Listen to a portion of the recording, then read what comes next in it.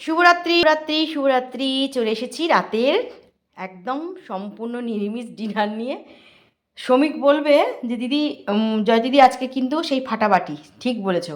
এই বাটিটাই ফেটে গেছে, এই বাটিটা দিয়ে গরম করতে সুবিধা হয়, সেই স্টিলের বাটিটা গ্যাসে বসানোর জন্য এরকম হয়ে গেছে। তো আজকে যেটা করলাম কিছুই না, ডাল, চিরাচরিত ডাল, আর অল্প বাঁধাকপি, অল্প করতে গিয়ে একবারে গেঁড়ি অল্পই হয়ে গেছে, একদম ধনেপাতা কড়াইশুঁটি দিয়ে করেছি। আর কুমড়ো ভাজা, বেগুন ভাজা, আর পোস্তের বড়া।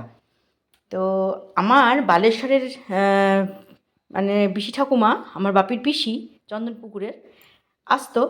এবার পিসি ঠাকুমা, আমার যত পিসি ঠাকুমা ছিল সবাই মোটামুটি যখন মজলিসে বসা যেত তখন বলতো, বুলুর মেয়ের বিয়ে যেখানে দিতে হবে আগে দেখে ফেলতে হবে যে সেখানে তাদের কটা পুকুর রয়েছে। অর্থাৎ বুলু হচ্ছে তাদের আদরের বুলু, মানে আমার বাপি।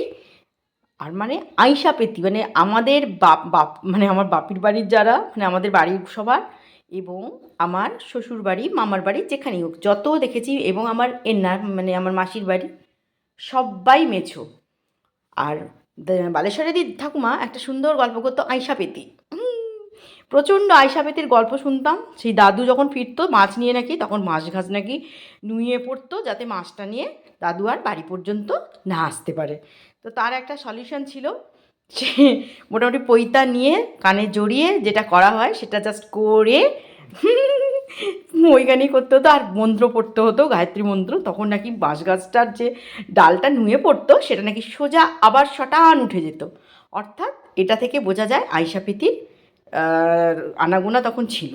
এবার নাকি আরও একটা মজার কথা, মাছ যখন কাটা হওয়ার পর মাছের কাঁটা পটাগুলো যখন ফেলে দেওয়া হতো বাঁশঝাড়ের মধ্যে, তখন নাকি ছপাস করে একটা শব্দ হতো।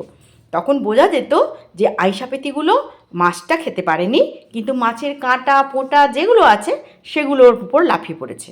আর ঠাম্মা রান্না করার পর প্রত্যেকটা মাছ থেকে একটু একটু একটু একটু বিন্দু বিন্দু ভেঙে দিয়ে বাইরে ফেলে দিত, যাতে তার ছানাপোনাদের কোনো পেট খারাপ না হয়।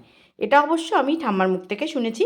আমার উড়িষ্যার ঠাম্মারা সব দারুণ দারুণ গল্প আছে, পারলে তোমাদের সঙ্গে শেয়ার করব। মানে ভূতের গল্প, সারি সারি ভূতের গল্প। আর চলো, রাত হয়ে গেছে। তো এই হচ্ছে আজকের রাতের আমাদের ডিনার। চলো, বাই, শুভরাত্রি, ভালো থেকো।